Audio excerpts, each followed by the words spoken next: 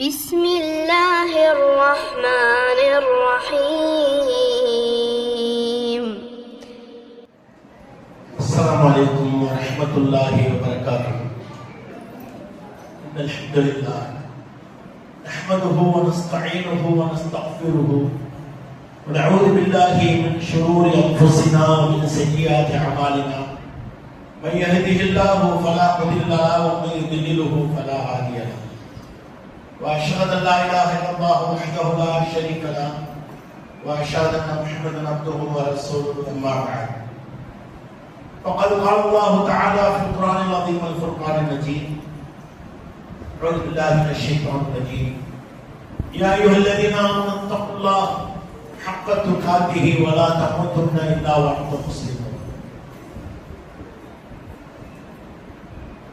رب اشرح لي صدري ويسر لي أمري واحلل عقدة من لساني يفقهوا قولي. ربي زدني علما. அளவற்ற அருளாளனும் நிகரற்ற பேரன்புடையவனாகிய எல்லாம் வல்ல அல்லாஹ் ஜல்லஷானு தஆலாவின் கிடையாது. அல்லாஹ்வின் மகத்தான அருளின் காரணமாக மகரிபுடைய பரலான தொழுகையை நிறைவேற்றியவர்களாகவும் ஏழு இறைவனுடைய மார்க்கத்தை அதன் தூய்மையான வடிவத்தில் அறிந்து கொள்ள வேண்டும் என்கிற பேராவலுடன் நாம் எல்லாம் இங்கே ஒட்டுக் கொள்ள இருக்கின்றோம். இந்த நேரத்திலே மூமின்களாக இறைவனை ஏற்றுக்கொண்டவர்களாக மறுவை நம்பக்கூடியவர்களாக வாழ்ந்து கொண்டிருக்கக்கூடிய நமக்கு ஒவ்வொரு நாளிலும் ஒவ்வொரு மணி நேரத்திலும் ஒவ்வொரு நிமிடத்திலும் அதைவிட குறைவான கூடுதலான நேரங்களிலும் மிக அவசிய தேவையாக ஒரு மூமினுக்கு இருக்க வேண்டியது இறையச்சம். அந்த இறையச்சம் இருக்குமையானால் ஏனைய எல்லா செயல்களும் எல்லா அமல்களும் சிறப்பாக அமைந்துவிடும் என்கிற செய்தி குறித்து அருள்மறை அல்-குர்ஆன் என்ன சொல்லி காட்டுகிறது. பெருமானார் ஸல்லல்லாஹு அலைஹி வஸல்லம் அவர்கள் அதற்கு என்ன விளக்கத்தை நமக்கு வழங்கி இருக்கிறார்கள் என்பது குறித்து சில விஷயங்களை இந்த நேரத்திலே நாம் அறிந்து கொள்வோம். கண்ணியத்திற்குரிய எல்லாம் வல்ல அல்லாஹ்வின் நல்லடியார்களே, இறையச்சம் என்பது என்ன என்பதை நாம் முதலில் அறிந்து கொண்டு அதை நாம் எந்த அளவுக்கு மேன்மைப்படுத்திக் கொள்ள வேண்டும் என்பதன் அவசியத்தையும் நாம் அறிந்து கொள்வோம். எல்லாம் வல்ல அல்லாஹ் தனது அருள்மறை அல்-குர்ஆனிலே நாம் எல்லாம் அதிகம் அறிந்திருக்கக்கூடிய வசனத்தின் வாசகங்களாக இருக்கக்கூடிய சூரத்து பக்கராவிலே முதல் வார்த்தையாக இடம்பெறக்கூடிய வார்த்தை என்ன? அலிஃப் லாம் மீம். அந்த எழுத்துக்கு பொருள் கிடையாது. அது அரபு எழுத்துக்களுடைய 3 எழுத்துக்கள். அடுத்ததாக அல்லாஹ் சொல்லக்கூடியது தாலிகல் கிதாப், இது இறைவேதம். லா ரைப ஃபீ, இதில் எந்த சந்தேகமும் கிடையாது. முதலில் முத்தகீன், இது நேர்வழி காட்டும் இறையச்சம் உடையவர்களுக்கு. அருள்மறை அல்-குர்ஆனை பொறுத்த மாத்திரத்திலே ஒட்டுமொத்த மனித சமுதாயத்திற்காக இறக்கி அருளப்பட்டாலும் அந்த குர்ஆனிலேயே அல்லாஹ் ரப்பல் ஆலமீன் பல்வேறு இடங்களிலே யா அய்யுஹல்லதீன ஆமனு யா அய்யுஹல்லதீன ஆமனு என்று சொல்றார். சொல்லிவிட்டு அதற்கு பிறகான என்ன செய்தியை முன்வைக்க வேண்டுமோ அதை அல்லாஹ் முன்வைப்பான். அப்ப ஒட்டுமொத்த மனிதர்களுக்காக இந்த இறைவேதம் இருந்தாலும் மூமின்களுக்கான சட்டமாக நிறைய சட்டங்களை அல்லாஹ் அருள்மறை அல்-குர்ஆனில் சொல்லி காட்டுகிறான் அல்லவா? அப்ப மனிதர்கள் பொதுவாக இருந்தாலும் மூமின்களை அதிலிருந்து பிரித்து காட்டுகிறான். அதே போன்றுதான் இந்த அல்-குர்ஆன், இந்த இறைவேதம் நிச்சயமாக நேர்வழி காட்டும். யாருக்கு காட்டும்? எல்லோருக்கும் காட்டிவிடாது. எல்லா மனிதர்களுக்கும் நேர்வழி காட்டிவிடாது. இது அல்லாஹ்வுடைய வேதமாக இருந்தாலும் யாருக்கு காட்டும்? முதலில் முத்தகீன், அல்லாஹ்வை அஞ்சக்கூடியவர்களுக்கு தான் நேர்வழி காட்டும். அதுதான் உண்மையாகவும் இருக்கிறது, அதுதானே யதார்த்தமாகவும் இருக்கிறது. நாம் பார்க்கிறோம், இந்த உலகத்திலே வாழக்கூடிய மக்கள் தொகையை இன்று மாத்திரமல்ல பெருமானார் ஸல்லல்லாஹு அலைஹி வஸல்லம் அவர்களுக்கு இந்த வேதம் இறக்கி அருளப்பட்டு, இந்த வசனம் இறக்கி அருளப்பட்டு 1448 ஆண்டுகளுக்கு மேலாகிவிட்டது. அன்று முதல் இன்று வரையில் கோடான கோடி மக்கள் இந்த உலகத்திலே பிறந்திருக்கிறார்கள், இறந்திருக்கிறார்கள். இவர்களிலே இறைமறை குர்ஆனை அல்லாஹ்வுடைய வேதம் என்று ஏற்றுக்கொண்டவர்களுடைய விகிதாச்சாரம் எத்தனை? இன்றைய உலகத்திலே இன்றைய அளவில் வாழ்ந்து கொண்டிருக்கக்கூடிய மக்களுடைய எண்ணிக்கையிலே அல்லாஹ்வை ஏற்றுக்கொண்டிருக்கக்கூடிய மக்களுடைய எண்ணிக்கை எவ்வளவு? சுமார் 1/3 என்று சொல்லலாம், அல்லது அதற்கு சற்று குறைவு. உலகத்தில் வாழக்கூடிய மக்கள் 800 கோடி பேருக்கு மேல இந்த உலகத்தில் மக்கள் வாழ்கிறார்கள். அதில் 200 கோடி பேருக்கு அதிகமாக முஸ்லிம்கள் வாழ்கிறார்கள். அந்த முஸ்லிம்களிலும் முழுமையாக அல்லாஹ்வை நம்பக்கூடியவர்கள் எவ்வளவு?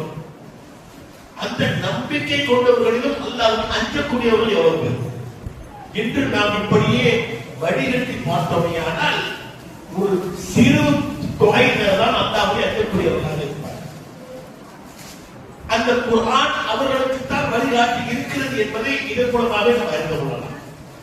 முஸ்லிம் நிறைய இருக்கிற நம்ம ஊர்லயே பார்க்கிறோம். முஸ்லிமுடைய எண்ணிக்கை மெஜாரிட்டியா இருக்கு. நம்ம ஊர்ல இந்த பிற மதத்தை சார்ந்த மக்களை விடவும் முஸ்லிம்களுடைய எண்ணிக்கை தான் அதிகம். ஆனால் அருள்மறை அல் குர்ஆன் காட்டி தந்த வழிமுறைப்படி, பெருமானார் ஸல்லல்லாஹு அலைஹி வஸல்லம் அவர்கள் காட்டி தந்த வழிமுறைப்படி அவர்களுடைய அமல்கள், அவர்களுடைய அன்றாட செயல்கள், நடைமுறைகள் இருக்கிறதா என்று பார்த்தோமையானால் அது ஒரு பெரிய கேள்விக்குறியாக இருக்கிறதா? அப்ப அவர்களிடத்தில் இந்த குர்ஆன் சென்று சேரவில்லை, அவர்களுக்கு இந்த குர்ஆன் நேர்வழி காட்டவில்லை என்றுதானே பொருள். அப்ப குர்ஆன் நேர்வழி காட்ட வேண்டுமேயானால் அல்லாஹ் சொல்றாங்க, முதலில் முத்தகி இறையச்சமுடையவர்களுக்கு மாத்திரம் தான் குர்ஆன் வழிகாட்டணும் என்பதை நாம் நிதர்சனமா பார்க்கிறோமா? மறுமையை நம்புகிறான், மறுமையில் சொர்க்கம் இருக்கிறது, நரகம் இருக்கிறது என்கிற அந்த நம்பிக்கை அடிப்படையிலே அவனுக்கு பயம் ஏற்படுகிறது. அந்த பயத்தின் காரணமாக பள்ளிக்கு வரக்கூடியவராக ஆகும்.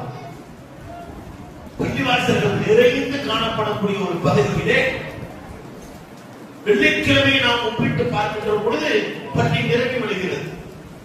மற்ற நாட்களில் மற்ற பக்தர் அந்த தொழுகையை பார்ப்போமையானால் பள்ளிவாசல்கள் வெறிச்சோடி கிடப்பதை பார்ப்போம். இப்ப இது எதை காட்டுது?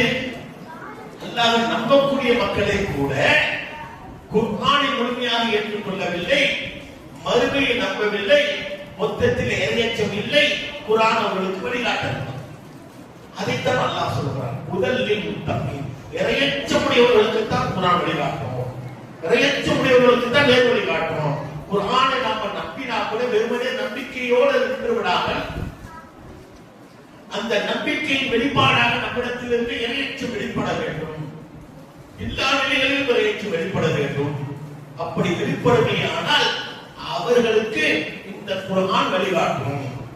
அவர் எப்படி தொழ வேண்டும், அவர் எப்படி தன்னுடைய வாழ்க்கையை வாழ வேண்டும், இறைவனை எந்த விதத்தில் வணங்க வேண்டும் என்று அவருடைய பிறப்பு முதல் இறப்பு வரை எப்படி வழிகாட்டும்?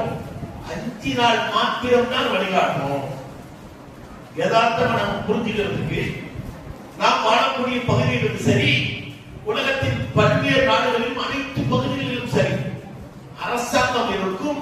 அரசாங்கம் அந்த நாட்டுக்கென சட்ட திட்டங்களை வகுப்பார், சட்ட திட்டத்தை வகுத்து வச்சிருப்பாங்க. அதுல குற்றவியல் சட்டங்கள் இருக்கிறது அல்லவா? அதாவது ஒருவர் வந்து தவறு செய்துவிட்டால் அதற்கான என்ன தண்டனை என்பது, எதற்காக இந்த சட்டத்தை அவர்கள் உண்டு பண்ணுகிறார்கள், உருவாக்குகிறார்கள். இந்த சட்டத்தை நாம் ஏற்றுகின்ற பொழுது மக்களுக்கு அச்சம் ஏற்படும். ஒருவனை நாம் கொலை செய்தால் நமக்கு மரண தண்டனை கிடைக்கும். அவ்வளவு தூரம் போக வேணாம். ஒரு டிராபிக் உண்மையில போனாக்க உனக்கு பெனால்டி. இது யாரை கட்டுப்படுத்தும்? உண்மையில போனாக்க 500 ரூபாய் அபராதம் கட்டுங்க. இன்னும் ஈஸியா புரிஞ்சுக்கிற மாதிரி சொல்லுவோம். ஹெல்மெட் போட்டு போறது, ஹெல்மெட் போட்டு போட வேண்டும்ங்கிறது அரசியல் சட்டம், அதாவது அரசாங்கம் விதித்திருக்கக்கூடிய சட்டம், சாலை விதிகளில் உள்ள சட்டம். அதை யார் வந்து பின்பற்றுவார்கள்? இந்த ஹெல்மெட் போடாம போனா எனக்கு 500 ரூபாய் 1000 ரூபாய் பெனால்டி கொடுக்கணும். அதை நான் கட்டுவதிலிருந்து என்னை பாதுகாத்துக் கொள்ள வேண்டும் என்று ஒரு சின்ன பயம் ஏற்படுதுன்னா ஹெல்மெட் போடுவாங்க. இந்த ஹெல்மெட் போடுறதுனால எனக்கு விபத்து ஏற்பட்டால் உயிரிழப்பிலிருந்து நான் தப்பித்துக் கொள்வேன் என்று பயப்படுவதும் போடுவார். அப்ப மனிதன் போடக்கூடிய ஒரு சட்டம் கூட அதற்கு நாம் பயப்பட முற்படும் போதுதான், அதற்கு பயந்தால்தான் அந்த சட்டத்தை நாம் மதிப்போம், அந்த சட்டத்தை நாம் எடுத்து நடப்பதற்கு முன் வருவோம். ஒரு மனுஷன் போடுற சட்டத்துக்கு என்னன்னா அதுக்கு நம்ம பயந்தாட்டம் கட்டுப்படுவோம். போலீஸ்காரன் நிக்கிறான் பயந்தாட்டம் வேறு தெரு வழியா போறோம். போலீஸ்காரன் நிக்கிறான்னு பயந்தாட்டம் நம்ம ஆர்சி இன்சூரன்ஸ் போக்குவரத்து எல்லாத்தையும் எடுத்துட்டு போறோம். நான் பயப்படல, அவன் நம்ம மீறி போயிடுவேன். அப்ப என்னது, அந்த சட்டம் அவனுக்கு பயனளிக்கல. அந்த சட்டம் அது போட்டுதான் அருள்மறை திருக்குர்ஆனுக்கு யாருக்கு வழிகாட்ட யாருக்கு பயன் அல்லாஹ் சொல்கிறான், இறையச்சம் உடையவர்களுக்கு தான் வழிகாட்டணும்.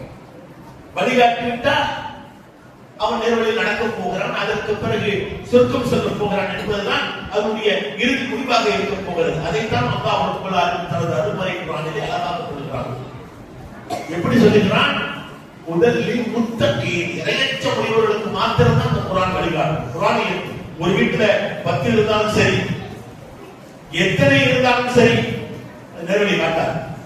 இறையச்சம் இருந்தால்தான் நேர்வழி காட்டும் அல்லாஹ் சொல்லியிருக்கான்.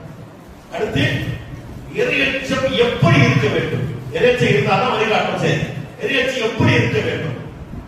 எல்லா பயான் நிகழ்ச்சிகளிலும் ஒரு வசனம் போதப்படும். பெருமானார் ஸல்லல்லாஹு அலைஹி வஸல்லம் அவர்கள் அதை ஓதி இருக்கிறார். யா அய்யுஹல்லதீன ஆமனூ இத்தகல்லாஹ், மூமின்களே அல்லாஹ்வை அஞ்சிக் கொள்ளுங்கள், ஹக்க துகாத்தி, அஞ்ச வேண்டிய முறைப்படி அஞ்சு. அஞ்சுறது எப்படி, அதுக்கு ஒரு மெத்தட் இருக்கு, அதுக்கு ஒரு முறை இருக்கு, வரைமுறை இருக்கு என்பதை அல்லாஹ் வகுத்து தந்திருக்கிறான் பெருமானார் ஸல்லல்லாஹு அலைஹி வஸல்லம் அவர்களின் மூலமாக. அதற்கு ஒரு விளக்கத்தை நாம் பார்ப்போமேயானால் எப்படி பார்க்கிறோம்? நபிகள் நாயகம் ஸல்லல்லாஹு அலைஹி வஸல்லம் அவர்கள் வீட்டுக்கு 3 நபர்கள் வருகிறார்கள். 3 நபர்கள் மார்க்கத்தை பற்றி அறிந்து கொள்வதற்காக வருகிறார்கள். பெருமானார் ஸல்லல்லாஹு அலைஹி வஸல்லம் அவர்கள் வீட்டிலே இல்லை, அவருடைய மனைவிமாரிடத்திலே கேட்டு தெரிந்து கொள்கிறார். மார்க்க சட்டத்திட்டங்கள் என்னன்னு கேட்டுட்டு அவங்க உள்ளே பேசிக்கிட்டு இருக்கிறாங்க. இவ்வளவுதான் மார்க்க சட்டமா? ரசூலுல்லாஹ் எங்க, நம்ம எங்க? ரசூலுல்லாஹ் வந்து இந்த மார்க்க சட்டத்தை ஃபாலோ பண்ணி செஞ்சாங்கன்னா அது போதும், நமக்கு அது கண்டுபிடியாகாது, நாம செய்வது போதுமானதாக இருக்காது, நாம இன்னும் கூடுதலாக செய்ய வேண்டும் என்று ஒருவர் சொல்கிறார். அந்த 3 நபர்களில் ஒருவர் சொல்கிறார், நான் இனி இரவு முழுவதும் தூங்கவே மாட்டேன், தொழுது கொண்டே இருப்பேன் என்கிறார். இன்னொருவர் சொல்கிறார், நான் வருடம் 300 வருடத்தின் அனைத்து நாட்களையும் நான் நோன்பு இருப்பேன், ஒரு நாள் கூட நோன்பு விட மாட்டேன். இன்னொருவர் சொல்கிறார், நான் வந்து திருமணமா பண்ண மாட்டேன், அந்த திருமணத்தை பண்ணி அது வாழ்க்கை நடத்தி அதுக்கு ஒரு குழந்தை கொடுத்து அதுலயே நம்ம அவங்களுக்காக உழைச்சி இந்த மாதிரி போயிட்டு இருக்குல்ல, இந்த வேலை தான் எனக்கு வேண்டாம், நான் முழுக்க இறைவனை வணக்கத்திலேயே நான் என்னுடைய வாழ்க்கையை வந்து நான் வந்து செலவழிப்பதற்காக திருமணம் செய்து கொள்ள மாட்டேன் என்று 3வது நபர் முடிவு செய்கிறார். 3 பேர் முடிவு செஞ்சுட்டாங்க. 3 பேர் ஒருத்தங்க இதை பத்தி பேசிக்கிட்டு இருக்கிறாங்க, போட்டி போட்டுக்கிறாங்க. இன்னாடி வந்து இரவு முழுக்க தொழுவேன், நான் நோன்பு வைப்பேன். இன்னொருத்தர், நீ என்னையே நோன்பு வைக்கிறது, நான் வாழ்க்கையில பெண்கள் பக்கமே திரும்ப மாட்டேன், கல்யாணம் வேணாம், அந்த அளவுக்கு நான் வாழ்க்கை முழுமையாக துறந்து இறை வணக்கத்திலேயே ஈடுத்திருப்பேன் என்று சொல்கிறார்கள். இவர்கள் பேசிக் கொண்டிருக்கும் போதே பெருமானார் ஸல்லல்லாஹு அலைஹி வஸல்லம் வந்து விடுகிறார். நபி அமைதியாகிறீங்க, பேசாதீங்க, சத்தம் பாருங்க. இந்த 3 நபர்கள் தங்களுக்குள் பேசிக்கொண்டு இருக்கின்ற இடையிலேயே பெருமானார் வந்து விடுகிறார். வந்து என்னப்பா உங்களுக்குள்ள இந்த மாதிரி பேசிக்கிட்டீங்களா? ஆமா, யாரும் சொல்லலாம். நீங்க நாங்க எங்க, நீங்க வணங்குற வணக்கத்துக்கெல்லாம் உங்களுக்கு சொர்க்கத்தை கொடுத்துருவான், நாங்க வணங்குற வணக்கத்துக்கெல்லாம் எங்களுக்கு தருவானா? ஆகையினால் நாங்கள் இது போன்று அதிகமான வணக்கங்களை வணங்க வேண்டும் என்று முடிவு செய்திருக்கிறோம் என்று சொல்லுகின்ற பொழுது பெருமானார் ஸல்லல்லாஹு அலைஹி வஸல்லம் சொல்கிறார்கள், அப்படியா, என்னை விட நீங்க ஓட்டாட்டம் பண்ண முடியுமா? என்னை விட அதிகமாக செய்து விடுவீர்களா? உங்கள் அனைவரை விடவும் அல்லாஹ்வை நான் தான் அதிகமாக அஞ்சக்கூடியவனாக இருக்கிறேன் என்று சொல்லிவிட்டு அடுத்ததாக சொல்கிறார்கள், நான் இரவிலே தொழவும் செய்கிறேன், உறங்கவும் செய்கிறேன், நான் நோன்பு சில நாட்கள் வைக்கவும் செய்கிறேன், சில நாட்கள் விடவும் செய்கிறேன். அதுபோன்று நான் திருமண வாழ்க்கையும் செய்திருக்கிறேன், அதிலும் என்னுடைய வாழ்க்கையை நான் வாழ்ந்து வருகிறேன் என்று சொல்லிவிட்டு இறுதியாக அவர்கள் சொன்ன வார்த்தை தான் ஒட்டுமொத்த முஸ்லிம்களுக்கான மூமின்களுக்கான ஒரு எல்லையாக வந்து தருகிறார். சொன்னாங்க, இது என்னுடைய சுன்னத்து. எது என்னுடைய சுன்னத்து? அதாவது தொழ வேண்டிய நேரத்தில் தொழணும், நோன்பு வைக்க வேண்டிய நேரத்தில் நோன்பு வைக்கணும், திருமணம் பண்ண வேண்டிய நேரத்தில் திருமணம் பண்ணி வாழ்க்கை நடத்தணும் சொல்லிவிட்டு வமன் ரகிப அன் சுன்னதி, நல்லா கவனிங்க வார்த்தையை, வமன் ரகிப அன் சுன்னதி, இந்த என்னுடைய சுன்னத்தை எவன் புறக்கணிக்கிறானோ, நீ விடிய இருந்து தொழுவதனால அந்த சுன்னத்தை ஆயிடாது, என்னுடைய நடைமுறை ஆயிடாது, அது என்னுடைய சுன்னத்தை கிடையாது. நீ வருஷம் 365 நாள் நோன்பு வைக்கிறதுனால இறையற்ற உருவாகணும் நீ நினைக்கிறீங்க, அது என்னுடைய வழிமுறை கிடையாது. அதே போல உன்னுடைய வணக்க வழிபாடுகளுக்கு இடையூறாக மனைவியோ பிள்ளைகளோ அமைந்துவிடும் என்று திருமணம் வந்த வேண்டாம் என்று ஒப்பி செய்கிறாய, அது என்னுடைய சுன்னத்து கிடையாது. பமன் ரகிப அன் சுன்னத்தி, என்னுடைய இந்த சுன்னத்துகளை புறக்கணிக்கக்கூடியவர் பலைசமின்றி இந்த சார்ந்தவனே கிடையாது, நீ காப்பீடு அப்படின்றார். என்னை சார்ந்தவன் என்ன அர்த்தம்? வேற சமுதாயத்தை சார்ந்தவன் பொருள். அப்ப இறையச்சத்திற்கு அந்த அல்லாஹ் சொல்கிறானே, ஹக்கத்து காத்தி அஞ்ச வேண்டிய முறைப்படி அஞ்சுகின்ற, அது பெருமானார் ஸல்லல்லாஹு அலைஹி வஸல்லம் அவர்கள் சொல்லிக் கொடுத்த அதுதான் அளவுகோல். எந்த அளவுக்கு தொழுவது, எந்த அளவுக்கு நோன்பு நோக்கணும், எந்த அளவுக்கு இன்னபிற நம்முடைய அமல்களை அமைத்துக் கொள்ள வேண்டும் என்று பெருமானார் எப்படி வகுத்து தந்திருக்கிறார்களோ அதுதான் அளவுகோல். அதை விட அதிகமாக செய்துவிடக் கூடாது. செய்கின்ற பொழுது அது என்னவாகுது? பெருமானாருடைய போதனைக்கு வழிகாட்டுதலுக்கு மீறக்கூடியதாக ஆகிவிடுகிறது என்பதை கவனத்தில் கொண்டு இந்த வசனத்தை நாம் உயிரோட்டமாக ஹக்கத்து காட்டி அஞ்ச வேண்டிய முறைப்படி அஞ்சுங்கள் என்று அல்லாஹ் சொல்கிறானே, அதன்படி அஞ்சக்கூடிய நன்மக்களாக நாம் ஆகப்படுது. அல்லாஹ் எப்படி அஞ்சது? நான் அஞ்சுவேன், இஷ்டப்படி அஞ்ச மாட்டேன். எங்கள் தூதர் எங்களுக்கு எப்படி அஞ்ச வேண்டும் என்று கற்றுக் கொடுத்தார்களோ அந்த முறைப்படித்தான் நான் அஞ்சுவேன் என்கிற உறுதிப்பாட்டை நாம் இந்த இடத்தில் எடுத்துக்கொள்ள வேண்டும். அடுத்து இறையச்சம் எப்படி ஏற்படுத்திக் கொள்வது, இறையச்சம் எங்கே இருக்கிறது என்பது குறித்து பெருமானார் ஸல்லல்லாஹு அலைஹி வஸல்லம் பாடம் நடத்துகிறார்கள். எப்படி நடத்துகிறார்கள்? இன்னல்லாஹ லா யன்துரு இலா சுவரிக்கும் வ அம்வாலிக்கும், அல்லாஹ் உங்களுடைய தோற்றத்தையோ உங்களுடைய செல்வத்தையோ பார்ப்பதில்லை. நீங்க பார்க்கிறதுக்கு ரொம்ப அழகா இருக்கிறீங்க, இன்னொரு செல்வந்தரா இருக்கிறீங்க, இதெல்லாம் அல்லாஹ் பார்க்கறது இல்ல. வலாக்கி யன்துரு இலா குலூபிக்கும் வ அமாலிக்கும், அல்லாஹ் உங்களுடைய உள்ளத்தை தான் பார்க்கிறான். உள்ள எந்த மாதிரி அமைக்கப்பட்டது?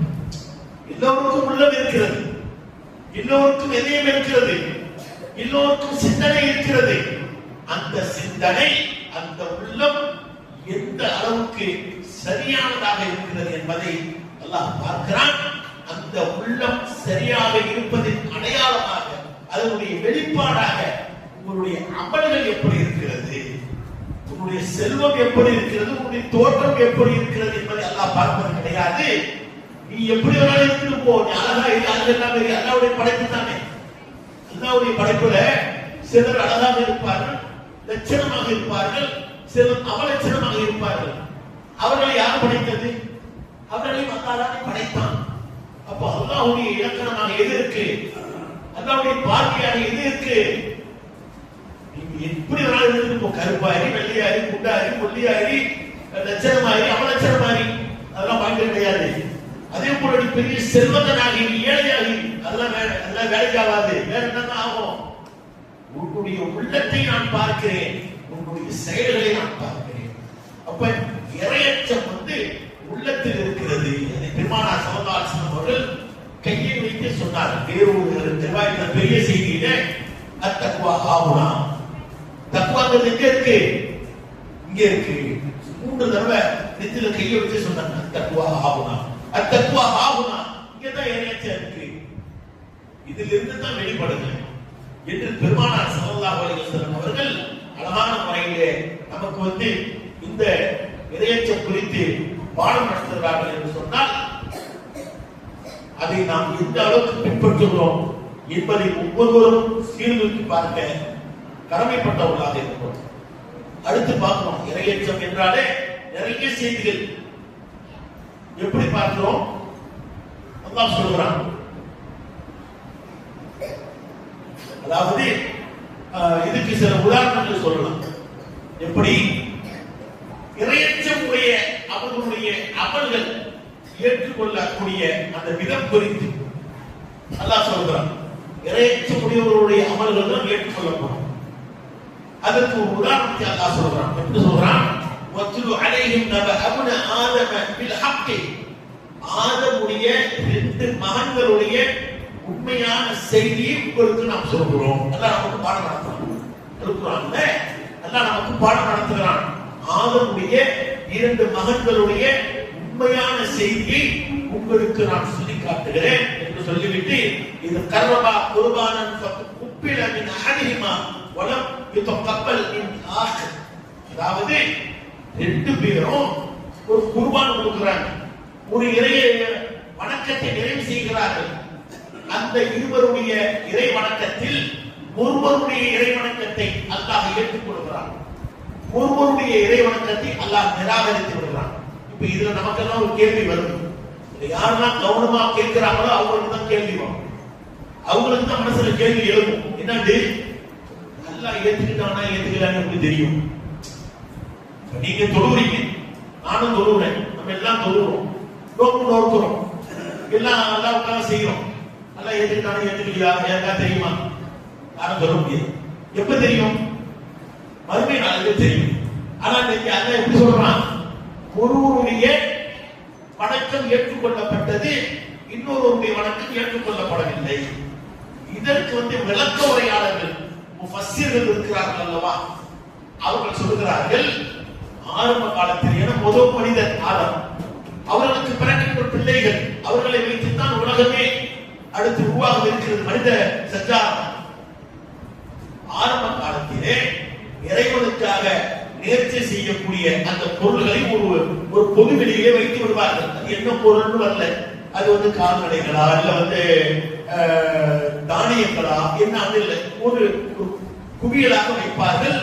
வானத்திலிருந்து ஒரு நெருப்பு பந்து வரும், வானத்திலிருந்து ஒரு நெருப்பு பந்து அதை அப்படியே சுருட்டி எடுத்து சென்று விடும். இப்படி எடுத்து சென்று விட்டால் அவருடைய அந்த இபாதத்தை, அந்த வணக்கத்தை, அந்த குர்பானியை அல்லாஹ் ஏற்றுக்கொண்டான் என்று பொருள். இது கண்கூடாக பார்க்குமாறு அல்லாஹ் அமைத்திருந்தான். அப்ப ஆதமுடைய 2 மகன்கள், அந்த ஆபில் காபில் என்று சொல்லுவாங்க, அப்படிலாம் பேர் அல்லாஹ் குர்ஆன்ல சொல்ல ஹதீஸ்ல வரல. மக்கள் விளக்கிக் கொள்வது, கிறிஸ்தவர்கள் என்ன செய்வாங்க, ஆபில் காபில் ஆதமுடைய மகனுக்கு பேரு. அது நமக்கு அவசியம் இல்லை, இடையில எடுத்துட்டோம்னா அது பேரு சில பேர் மனசுல ஓடிக்கிட்டு இருக்கும். அப்ப இந்த 2 மகன்கள் என்ன செய்யறாங்க, இறைவனுக்காக ஒரு வணக்கத்தை செய்கிறார்கள். அதில் ஒருவருடைய வணக்கம் அல்லாஹ்வால் அங்கீகரிக்கப்படுகிறது, இன்னொருவருடைய வணக்கம் அல்லாஹ் நிராகரித்து விடுறான், ரிஜெக்ட் பண்ணிடுறான், ஏத்துக்கல. இப்ப 2 பேரும் செய்யறாங்கல்ல, ஏற்றுக்கொள்ளப்பட்டவர் மன நிறைவா இருக்கிறாரு, ஏற்றுக்கொள்ளாதப்படுவதற்கு என்ன வேணும்? ஏன் நம்முடைய வணக்கத்தை அல்லாஹ் ஏற்றுக்கொள்ளவில்லை என்று அல்லாஹ்விடத்தில் முறையிடலாம், அல்லது யோசிக்கலாம், ஏதாவது ஒரு விடை காணலாம். அவருடைய தகப்பனார் ஆதிக்குள்ள ஆழமாக இருக்கிறார்கள், அவரிடத்திலே சென்று கேட்கலாம், வேறு ஏதாவது யோசனை செய்யலாம். ஆனால் இவருக்கு என்ன ஏற்படுகிறது? நானும் இது ஒரே விதமான வணக்கத்தை தான் செய்தோம், உன்னுடைய வணக்கத்தை இறைவன் ஏற்றுக்கொண்டான், என்னுடைய வணக்கத்தை ஏற்றுக்கொள்ளவில்லை. ஆகையினால் என்ன சொல்றாரு? கால அக்துல் அன்னக உடனும் கொலை என்கிறார். எந்த அளவுக்கு இது பொறாமை என்கிற அந்த அடிப்படையில் எடுத்துக்கலாம். ஒரு வீட்டுல 2 பிள்ளைங்க ஒரு காரியத்தை செஞ்சு நல்லபடியா படிச்சு மார்க் வாங்குறப்ப இன்னொரு பிள்ளை கொஞ்சம் மார்க் கம்மியா வந்தாலும் அவங்களுக்குள்ள ஒரு விதமான பொறாமை ஏற்படும். இது யதார்த்தம். அது போன்று இது பொறாமை என்று எடுத்துக்கொள்ளலாம். அதன் காரணமாக என்ன செய்கிறார்? யாருடைய இபாதத்தை அல்லாஹ் ஏற்றுக்கொண்டானோ அவரை பார்த்து சொல்லுகிறார், உன்னுடைய வணக்கத்தை மட்டும் அல்லாஹ் எப்படி ஏற்றுக்கொள்வான்? உன்னை கொலை செய்ய போட மாட்டேன். கொலையும் செய்கிறார், அதுக்கு பிறகு கொலையும் செய்து விடுகிறார் பின்னால்.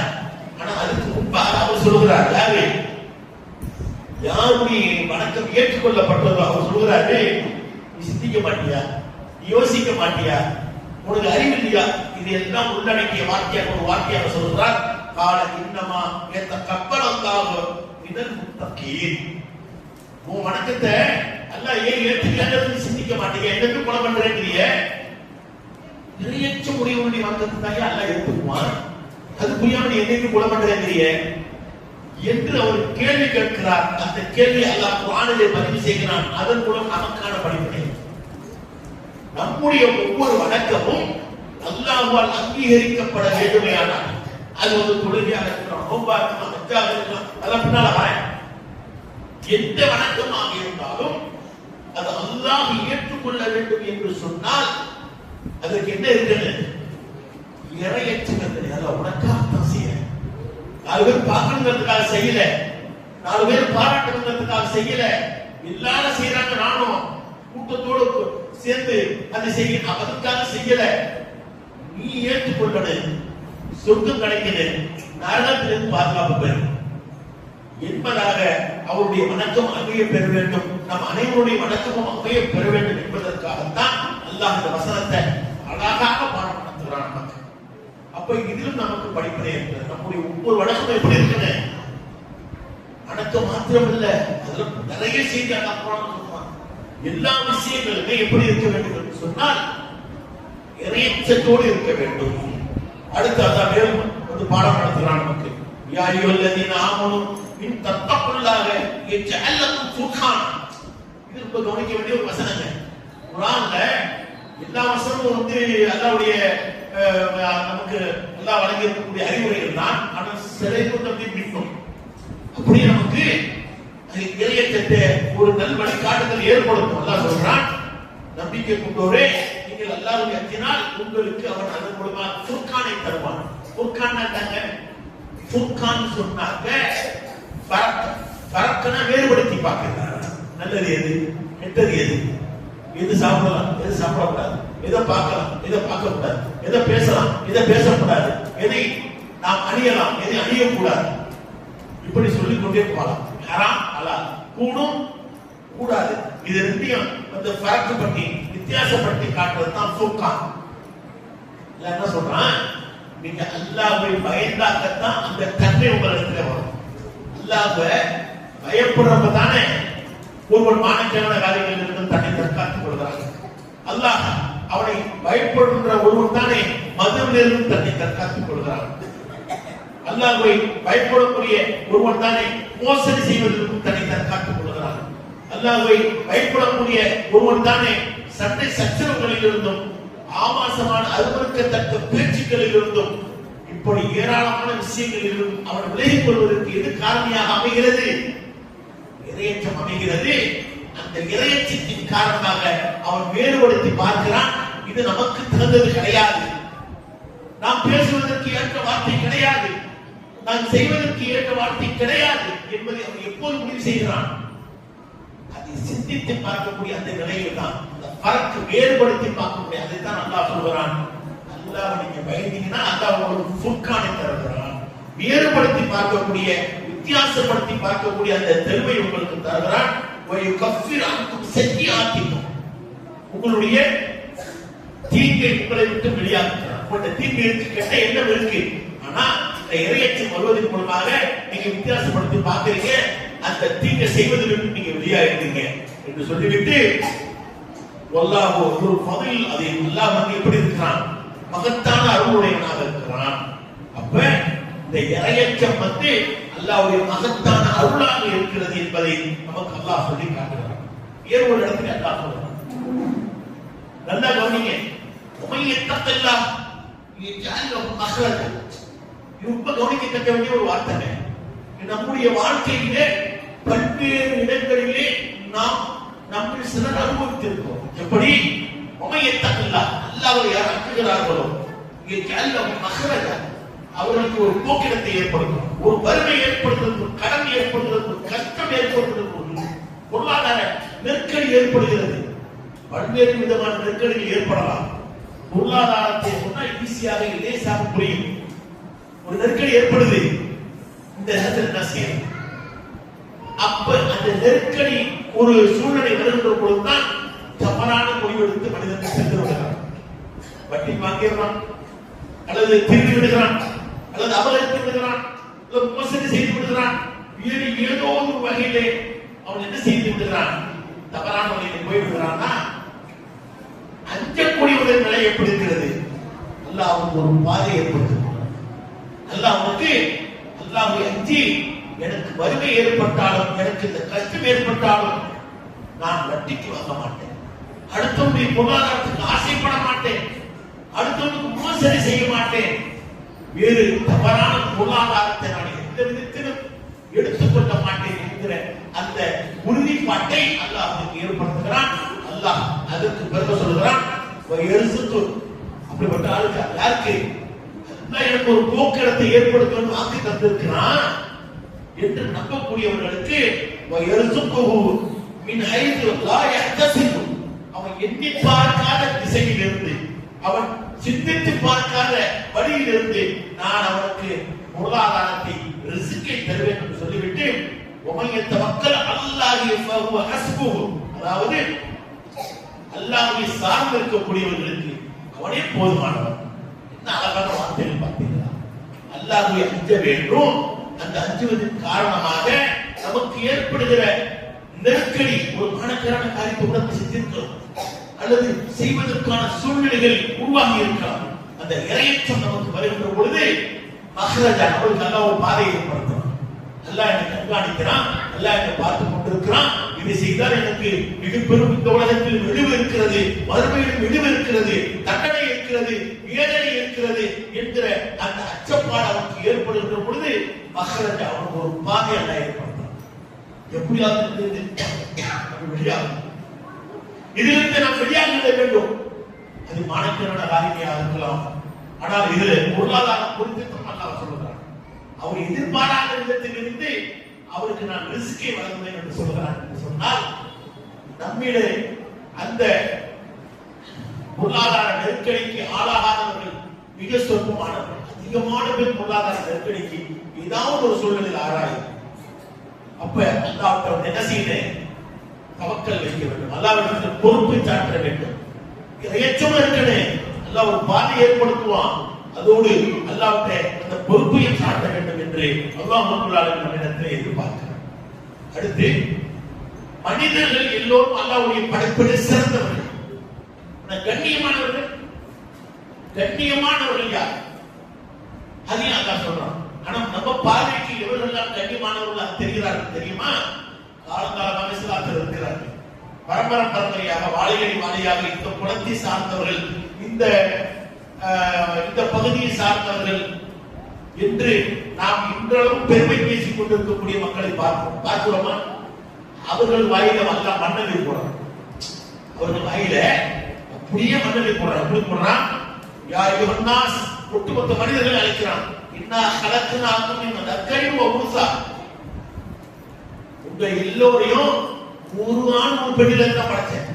இன்னும் பெரிய உயர்ந்தவங்களும் எல்லாத்துக்கும் மூலம் ஆதம் தானே, அப்பா தானே, அப்படி எப்படி ரெண்டு உயர்ந்த குலமானே? சில பேர் சொல்லிட்டு திரிகிறாங்க, நாங்க தலையில இருந்து பிறந்தோம், நீங்க எல்லாம் காலில் இருந்து பிறந்தீங்க, கையில இருந்து பிறந்தீங்க, எதுல இருந்து பிறந்தீங்க சொல்லி திரிகிறாங்கல்ல. அந்த முட்டா பயிர்களுக்கு இருக்கு. அல்லாஹ்வை ஏற்றுக்கொண்டு முட்டாளாக இருக்கக்கூடிய மக்களுக்குமான படிப்பனையாக என்ன இருக்கிறது என்று சொன்னால் அல்லாஹ் சொல்றான். எப்படி சொல்றான்? அழகாக சொல்றான். இன்னா ஹலக்னாக்கும் மின் தக்கரின் வ உன்ஸா, ஒரு ஆண் ஒரு பெண்ணில தடவை எல்லாரையும் படைச்சேன், நீ எப்படி பெரியாளான என்று கேட்டுவிட்டு வஜஅல்னாக்கும் ஷுஊபன் வ கபாயில, உங்களை ஒரு ஆண் பெண்ணில இருந்து தான் படைச்சேன், ஆனாலும் உங்களை எப்படி அமைச்சிருக்கிறேன்? கிளைகளாகவும் கோத்திரங்களாகவும் அமைத்திருக்கிறேன். அது நான் தான் உருவாக்கினேன், நீ உருவாக்கல, நான் தான் உருவாக்கினேன் என்று சொல்லிவிட்டு அதற்கான காரணத்தை சொல்லுகிறான். நீங்கள் அறிந்து கொள்வதற்காக. எப்படி அறிந்து கொள்வதற்காக?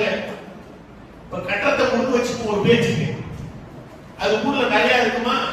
இந்த கட்டத்தை கொடுக்காருங்க, அந்த வீட்டுக்காருங்க, இவங்க என்று அடையாளம் சொல்வதற்காகத்தான் இந்த கோத்திரம், வீட்டு பேரு இதெல்லாம் நாம தான் உருவாக்கி தோறாங்க சொல்லிவிட்டு, இதனாலதான் நீங்க அல்லாட்ட வந்து கண்ணி மிக்கவராக நெருக்கத்திற்குரியவராக ஆகிற முடியாதுன்னு சொல்லிவிட்டு அல்லாஹ் சொல்றான். இன்ன அக்ரமக்கும் இன்தல்லாஹி அத்காக்கும். அல்லாஹ் நோனிங்க இறையச்சமுடையவர்கள் தான் அல்லாஹ்வுடைய கண்ணியமானவர்கள். எல்லாம் ஆளுக்கு பிறந்த பிள்ளைங்க தான். ஆனாலும் நான் தான் வந்து உங்களை கிளைகளாக கோத்திரங்களாக அமைத்திருக்கிறேன். யார் இன்னாருடைய மகன், இன்னாருடைய பேரன், இன்னாருடைய பேத்தி விலகிக் கொள்வதற்காக நீ இன்னாருடைய பேரன் பேத்தி இன்னாருடைய வம்சம் வாரிசு என்பதனால ஒரு பெருமையும் கிடையாது, ஒரு கண்ணியம் கிடையாது, ஒரு மண்ணாங்கட்டியும் கிடையாது சொல்லிவிட்டு அல்லாஹ் சொல்றான், இன்ன அக்ரமக்கும் இன்டல்லாஹி அத்காக்கும். அல்லாஹ்வை அஞ்சக்கூடியவர். அவர் சாதாரண நேற்று இஸ்லாத்துக்கு வந்தவராக இருப்பார், இருக்கலாம். இன்னைக்கு தான் இஸ்லாத்துக்கு வந்தவராக இருப்பார், இருக்கலாம். அல்லாஹ்வை அவர் உங்களை விட என்னை விட பரம்பரையாக இருக்கக்கூடிய முஸ்லிம்களை விட அவர் அல்லாஹ்வை அதிகம் நேசிக்கக்கூடியவராக இருந்தால் இந்த அக்ரமக்கும் இன்டல்லாஹி அத்காக்கும். அவர் தான் அல்லாஹ்விடம் வந்து கண்ணியம் மிக்கவர் என்று சொல்லிவிட்டு இந்த அல்லாஹ் அலீமுல் கபீர், அல்லாஹ் எல்லாத்தையும் நல்ல தெளிவா அறியக்கூடியவனாக இருக்கிறான். அல்லாஹ் என்ன விளக்காதவனா, நீ என்ன மனசுல நினைக்கிற அல்லாஹ் அஞ்சலியா எல்லாவற்றையும் அல்லாஹ் அறியக்கூடியவனாக இருக்கிறான் என்று இந்த வசனத்தை அல்லாஹ் ரப்பல் முடிக்கிறான். அடுத்து வேறு ஒரு வசனத்தில் அல்லாஹ் சொல்றான், வஅலமு அன்னல்லாஹ மஅல் முத்தகீன். அல்லாஹ் கண்ணியத்தை யாருக்கு தர்றான்? இறைச்சி உடையவர்களுக்கு தர்றான். இப்ப இன்னும் நெருங்கி வந்தான் அல்லாஹ். இன்னும் கிட்ட நெருங்கி வந்து எப்படி சொல்றான்? இதோட நெருங்க முடியாது. வஅலமு அறிந்து கொள்ளுங்கள், அன்னல்லாஹ மஅல் முத்தகீன். இறைச்சி உடையவர்களோடவே அல்லாஹ் இருக்கிறான். நீங்க இறைச்சி உடையவர்களா? நீங்க தனியாளு கிடையாது. நீங்க தனியாளு கிடையாது. நீங்க வெறும் இந்த பேர் உடையவர் கிடையாது. அப்துல் ஜப்பார், அப்துல் வஹாப் கிடையாது. நீங்க யாரு? உங்களோட அல்லாஹ் இருக்கு. அப்ப இறையச்சம் என்னிடத்திலே இருக்குமேயானால், இறையச்சம் உங்களிடத்திலே இருக்குமேயானால், இறையச்சம் நம்மிடத்திலே இருக்குமேயானால் நம்மோடு யார் இருக்கிறான்? அதில் உலகத்தின் அச்சமனாக அல்லாஹ் இருக்கிறான் என்பதை கவனத்தில் கொண்டு இறையச்சம் தான் ஒரு மனிதனுக்கு ஆக சிறந்த ஒரு விடயமாக இருக்கிறது என்பதை நாம் அறிந்து கொள்ளும். அடுத்து நோன்பு வைக்கிறோம். நோன்பு குறித்து அல்லாஹ் என்ன சொல்றான்? யா அய்யுஹல்லதீன ஆமனூ குத்திப அலைக்குமுஸ் ஸியாமு கமா குத்திப அலல்லதீன மின் கப்லிக்கும் லஅல்லக்கும் தத்தகூன். உங்களுக்கு முன்வாழ்ந்த மக்களுக்கும் நம்ம நோன்பு கடமையாக்கி இருக்கோம். ஈமான் கொண்ட மக்களே, அது போல உங்களுக்கு கடமையாக்கி இருக்கிறோம். இந்த கடமை எதுக்காக? அந்த நோன்பை நோற்பதின் மூலம் நீங்கள் இறையச்சமுடையவர்களாக ஆக வேண்டும். அப்ப நாம நோன்பு வைப்பது நமக்கு இறையச்சத்தை தருகிறதா இல்லையா என்பதை ஒவ்வொரு சீர்தூக்கி பார்க்கிறோம். ஹஜ்ஜுக்கு போறோம்ல, எல்லாம் ஒரு செய்தியும் இல்ல. ஹஜ்ஜு சொல்றான், ஹஜ்ஜுக்கு செல்ல வேண்டியவர்கள் என்ன செய்யணும் அதை சொல்லிவிட்டு இறுதியா நீ என்ன செய்யணும் சொல்றான். சப்போது என்கிற வார்த்தைக்கு நீங்கள் தயார்படுத்திக் கொள்ளுங்கள், உங்களை சேகரித்துக் கொள்ளுங்கள், சேமித்துக் கொள்ளுங்கள். எதையெல்லாம் சேகரித்துக் கொள்ளுங்கள், சேமித்துக் கொள்ளுங்கள். உங்களுக்கு என்னென்ன தேவை? ஹஜ்ஜுக்கு போறதுக்கு பாஸ்போர்ட், டிக்கெட், விசா இது உள்ளது. அடுத்து அங்க போய் சாப்பிடுவதற்கான உணவு பண்டங்கள் அல்லது அதற்கான காசு பணங்கள், ஆடைகள், மருந்து மாத்திரைகள் என்ன தேவையோ இந்த இது சொல்லல. அல்லாஹ் எல்லாத்தையும் சொல்றான். எல்லாத்தையும் தயார்படுத்திக் கொள்ளு. ஆனா அதை தாண்டி நீ வேற ஒன்று தயார்படுத்துறாங்க. ஹஜ்ஜுக்கு போற, ஹஜ்ஜுக்கு போறது பெருமை கிடையாது, ஹஜ்ஜுக்கு போறது மக்கள் பாராட்டுறது கிடையாது. நீ எல்லா சாமானையும் ரெடி பண்ணிக்கிட்டு நீ சேகரித்துக் கொள்வதிலே, திரட்டிக் கொள்ள வேண்டியதிலே சிறந்தது தெரியுமா? இந்த காசு பணம், விசா, பலாபத்து, போக்குவரத்து எல்லாத்தையும் செஞ்சு கொண்டு போறாங்க, அதுவும் தேவைதான். அதை விட சிறந்தது இறையச்சம். நீ இறையச்சத்தை நிறைய கொண்டு போ, இறையச்சத்தை நிறைய கொண்டு போ. நீ அங்க போய் செய்ய வேண்டிய இபாதத்துகளுக்கு அதுதான் உனக்கு துணையாக இருக்கும் என்று அல்லாஹ் சொல்லிவிட்டு வத்தகூனியா உலில் அல்பாப், அதாவது அறிவுடைய மக்களே, எனக்கு நீங்க அஞ்ச வேண்டாமா, என்னை அஞ்சிக் கொள்ளுங்கள் என்று மீண்டும் அந்த இறையச்சம் குறித்து அல்லாஹ் ஹஜ்ஜுக்கு செல்பவர்களுக்கான பாடமாக நடத்துகிறார். அதோட ஹஜ்ஜு பெருநாளுக்கான அறுத்து பலியிடும் இல்லை, குர்பானி கொடுக்கிறோம் இல்லைங்க. அந்த செய்தியை சொல்லுகிற போது கூட அல்லாஹ் என்ன சொல்கிறான்? பெருமானார் ஸல்லல்லாஹு அலைஹி வஸல்லம் அழகாக சொன்னார், ஹஜ்ஜு பெருநாள் தினத்திலே அறுத்து பலியிடுவதை விட சிறந்த அமலை ஒருவர் செய்துவிட முடியாது. காரணம், அந்த அறுக்கக்கூடிய அந்த பிராணியிடத்திலிருந்து சிந்தக்கூடிய இரத்தம் அல்லாஹ்விடத்திலே மிக மதிப்பு மிக்கதாக இருக்கிறது என்று சொன்னார். அல்லாஹ் வசனத்தை எப்படி இருக்கிறான்? இந்த ரத்தம் பெரிய ஒரு மதிப்புமிக்கதாக எப்படி இருக்கிறது என்று அல்லாஹ் சொல்றான் தெரியுமா? லை யனாலல்லாஹு லுஹூமுஹா வலா திமாவுஹா. நீங்க ஆடு, ஒட்டகம், மாடு எல்லாம் இருக்கிறீங்க, அந்த இறைச்சி இல்ல. லை யனாலல்லாஹு லுஹூமுஹா, அல்லாஹ்வுக்கு அந்த பிராணிகளுடைய இறைச்சி தேவையில்லை. வலா திமாவுஹா, அந்த ரத்தம் அல்லாஹ்வுக்கு தேவையில்லை. வலாக்கி யனாலுஹு தக்வா மின்கும், உங்களுடைய இறையச்சம் தான் அல்லாஹ்வை சென்றடையும். நீங்க அறுக்கிற அந்த ஆடு, மாடு, ஒட்டகத்தினுடைய கறியோ ரத்தமோ அல்லாஹ்ட்ட சேராது. நம்ம கண்கூட பார்க்கறோமா இல்லையா? ரத்தம் தலைக்கு போயிருது, காக்காவோ கழுதை கொத்தி திட்டு போயிருது, அல்லது காஞ்சி போயிருது. இறைச்சியை நம்ம விட்டு தாக்கிடுறோம். இறைச்சியை நாம விட்டு செலவு மணிக்கு அடிச்சு நாத்திடுறோம். 5 பண்ண வச்சுன்னா ஒரு 10 நாளைக்கு எல்லா ஊர்லயுமே கறி தான். அது ஆட்டு கறி, மாட்டு கறி சொல்லிட்டு ஏதோ ஒரு கறி, ஒரு 10 நாளைக்கு ஒரே கறி மயமா தான் பார்க்கிறோம் இல்ல? அப்ப அல்லாஹ் திக்கிறான், அல்லாஹ் போகுது. அதைத்தான் சொல்கிறான், அல்லாஹ்விடத்தில் சென்று சேருவதில்லை. வலாக்கி யனாலுஹு தக்வா மின்கும், உங்களுடைய இறையச்சம் தான் அவனை சென்று சேரும் என்பதாக. அப்ப இதுக்கும் இறையச்சம் தான் சட்டம். ஒரு மூமினுக்கு அவருடைய வாழ்க்கையிலே எல்லா நிலைகளுக்கும் மிக அவசியமாக, அதாவது ஒரு உடலுக்கு உயிர் எவ்வளவு முக்கியமோ, சுவாசம் எப்படி முக்கியமோ, அந்த அளவுக்கு ஒரு மூமினுக்கு இறையச்சம் மிக முக்கியமானதாக இருக்கிறது. அதை கவனத்தில் கொண்டு இறையச்சம் என்றால் என்ன, எப்படி நம்முடைய இறையச்சத்தை வளர்த்துக் கொள்வது, எப்படி அந்த இறையச்சத்தை நம்மிடத்தில் தக்க வைத்துக் கொள்வது, இது போன்ற அல்-குர்ஆனுடைய வசனங்களையும் நபிகள் பெருமானார் ஸல்லல்லாஹு அலைஹி வஸல்லம் அவர்களுடைய உபதேசமாக இருக்கக்கூடிய ஹதீஸ்களையும் நாம் அதிகமாக எடுத்து படிக்க வேண்டும். இறுதியாக பெருமானார் ஸல்லல்லாஹு அலைஹி வஸல்லம் அவர்கள் அதிகம் ஒரு துஆவை கேட்டிருக்கிறார்கள். அந்த துஆ நமக்கு கூட நன்றாக தெரியும். ஆனாலும் அதிலே நாம் வந்து அலட்சியமாக பொதுப்போக்காக இருக்கிறோம். இந்த துஆவை நாம் அதிகம் செய்ய வேண்டும். இதை அதிகம் செய்தது யார்? பெருமானார் ஸல்லல்லாஹு அலைஹி வஸல்லம். அதனுடைய வாசகங்கள் என்ன, ஒவ்வொன்றாக நம்ம பார்ப்போம். பெருமானாரை அதிகமாக செய்திருக்கிறார் என்று சொன்னால் நாம் எந்த அளவுக்கு அதை செய்ய வேண்டும் என்பதை நாம் ஒவ்வொருவரும் கவனித்துக் கொள்ள வேண்டும். அது பெரிய நீண்ட நெடிய துஆவெல்லாம் கிடையாது. அல்லாஹும்ம இன்னி அஸ்அலுக்கல் ஹுதா, அல்லாஹும்ம இன்னி அஸ்அலுக்கல் ஹுதா. அதை சொல்லுங்க, அல்லாஹும்ம இன்னி அஸ்அலுக்கல் ஹுதா வத்துகா. வத்துகா அதாவது இறைவா எனக்கு நேர்வழியை காட்டு, எனக்கு இறையச்சத்தை கொடு. அஃபாஃப அதாவது என்னிடத்திலே நல் ஒழுக்கத்தை கொடு. அடுத்து வல்கினா, எனக்கு செல்வத்தை கொடு. பெருமானார் ஸல்லல்லாஹு அலைஹி வஸல்லம் அவர்கள் இந்த துஆவை அதிகம் செய்திருக்கிறார்கள் என்று சொன்னால் அவர்களுக்கு இல்லாத நேர்வழியா, அவர்களுக்கு இல்லாத இறையச்சமா, அவர்களுக்கு இல்லாத அந்த ஒழுக்கமானவர்களா யாரிடத்தில் இருந்து விட போகிறது?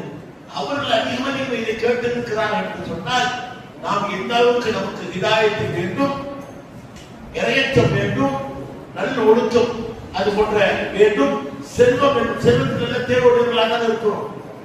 அதில் இணைத்தே பெருமானார் ஸல்லல்லாஹு அலைஹி வஸல்லம் அவர்கள் 4 விஷயங்களை முன்னிறுத்தி கேட்கிறார்கள் என்று சொன்னால் இந்த துஆவை நாம் அதிகம் கேட்க வேண்டும். இன்று நடைபெற்ற இந்த பயானுடைய இந்த நிகழ்ச்சியினுடைய ஒரு பிரதிபலிப்பாக நம்மிடத்திலே வெளிப்படக்கூடிய ஒரு விஷயமாக இந்த துஆ அமைய வேண்டும். ஒவ்வொருவரும் இதை மனப்பாடம் செய்ய வேண்டும். ஒவ்வொருவரும் அதிகம் இறைவனிடத்திலே கேட்க வேண்டும். நாம் எத்தனையோ விஷயங்களை அல்லாஹ்விடத்திலே கேட்கிறோம். எனக்கு நேர்வழியை கூடிய இறையச்சத்தை கூடிய என்று அதை தாண்டி நாம் அதிகம் கேட்க வேண்டிய அவசியத்திலே இருக்கிறோம். அல்லாஹ் நம் அனைவருக்கும் உண்மையான இறையச்சத்தை, அதன்படி நடக்கக்கூடிய நல்ல அமல்களை செய்யக்கூடிய நன்மக்களாகவும் உங்களின் ஆக்கி அருள்வானாக. வாஹிர் தாவானா அல்ஹம்துலில்லாஹி ரப்பில் ஆலமீன். அஸ்ஸலாமு அலைக்கும் வரஹ்மத்துல்லாஹி